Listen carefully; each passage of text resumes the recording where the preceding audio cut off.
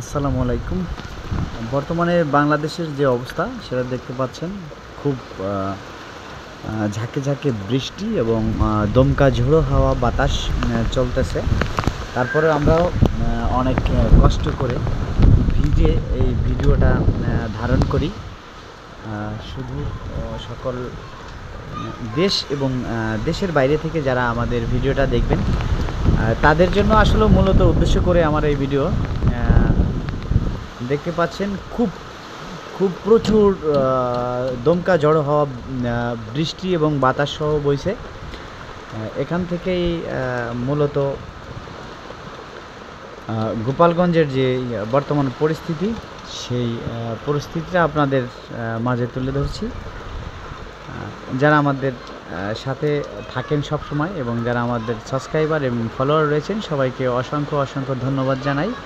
এবং আমাদের চ্যানেলটি যদি আপনি সাবস্ক্রাইব না করে থাকেন অবশ্যই চ্যানেলটি সাবস্ক্রাইব করবেন। সবার আগে সর্বপ্রথম সকল প্রকার খবর পেতে আমাদের পেজটি এবং আমাদের চ্যানেলটি সাবস্ক্রাইব করে সাথে থাকতে পারেন।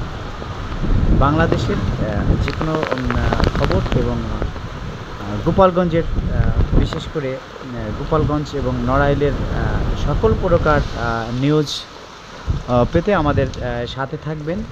আশা করি আপনাদের ভালো লাগবে এবং আমাদের যদি আমার ভালো না লাগে দেখতে থাকবেন, দেখতে দেখতে ভালো লাগা ভালোবাসা হয়ে যাবে। তো আপনাদেরকে উদ্দেশ্য করে বলতেছি যে বর্তমানে উপকূল অবস্থা খুবই খারাপ।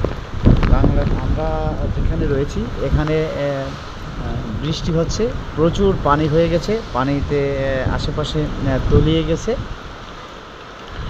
সরাসরি দেখা যাচ্ছে, আপনাদেরকে দেখাচ্ছি, মোবাইল ভিজে যাচ্ছে। তারপরেও আপনাদের জন্য কষ্ট করতে, মোবাইলের চার্জ নাই কারণ বিদ্যুৎ খুবই একটা পরিস্থিতি খারাপ। বিদ্যুৎ কাল থেকে বিদ্যুৎ নাই।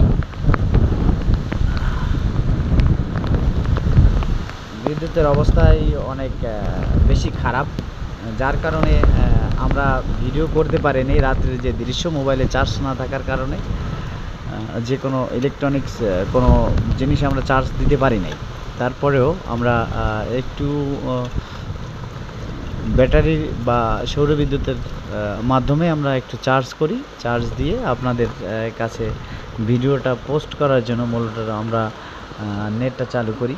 তো সবাইকে অসংখ্য অসংখ্য ধন্যবাদ জানাই। আমাদের সাথে থাকবেন, আমাদের চ্যানেলটি সাবস্ক্রাইব করবেন।